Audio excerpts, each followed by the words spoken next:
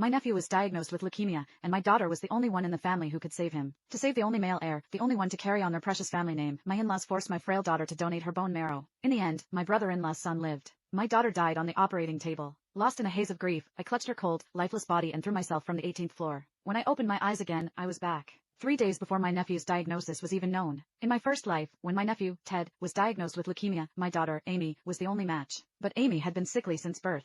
The doctors explicitly advised against the donation. To protect the family's golden boy, they all insisted. They drugged me, knocked me unconscious, and dragged my little girl to the operating room. When I came to, the whole family was celebrating. Ted's transplant was a success. And my Amy was lying in the room next door, her small body still and cold. My father and mother-in-law looked at me with faces full of false sympathy. "Don't blame us, Lily," my mother-in-law had said, her voice cloying. "If it had been Amy with leukemia, we would have made Ted donate for her, of course. She just wasn't strong enough to survive," my father-in-law added with a sigh. "It was her fate. She was just unlucky." I was drowning in a sea of rage and despair, screaming for justice for my daughter. But they all pointed their fingers at me, calling me hysterical, irrational. Even my husband, Mark, stood by silently, his face a mask of indifference. Utterly broken, I carried Amy's body to the highest floor and leaped. I never expected to open my eyes again. But here I am, 3 days before it all began. "Mommy? Why are you crying?" A small voice pulled me back to reality. "Was it because I kicked off the blankets last night? Are you mad at me?" I turned, my vision blurred with tears. My daughter, Amy, fresh from her nap, was looking up at me with wide, worried eyes. She was only 7, but her gaze held a wisdom that broke my heart.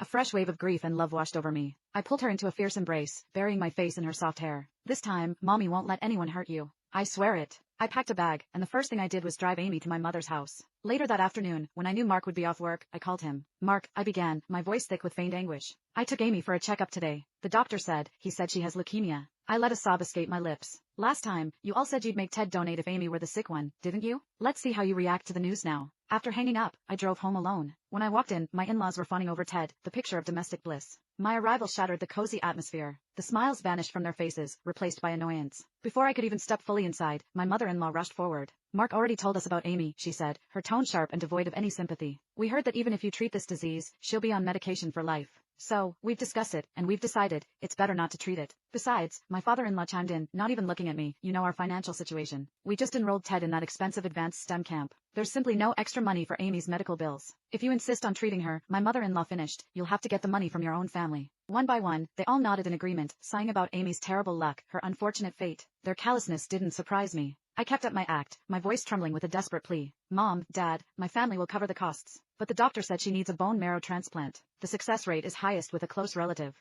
I came back to ask if he could just get tested to see if he's a match. The air in the living room went still. "Are you trying to ruin your nephew?" My father-in-law slammed his hand on the table, his voice a low growl. "Ted is our precious grandson. I will not allow anyone or anything to harm him." "That's right.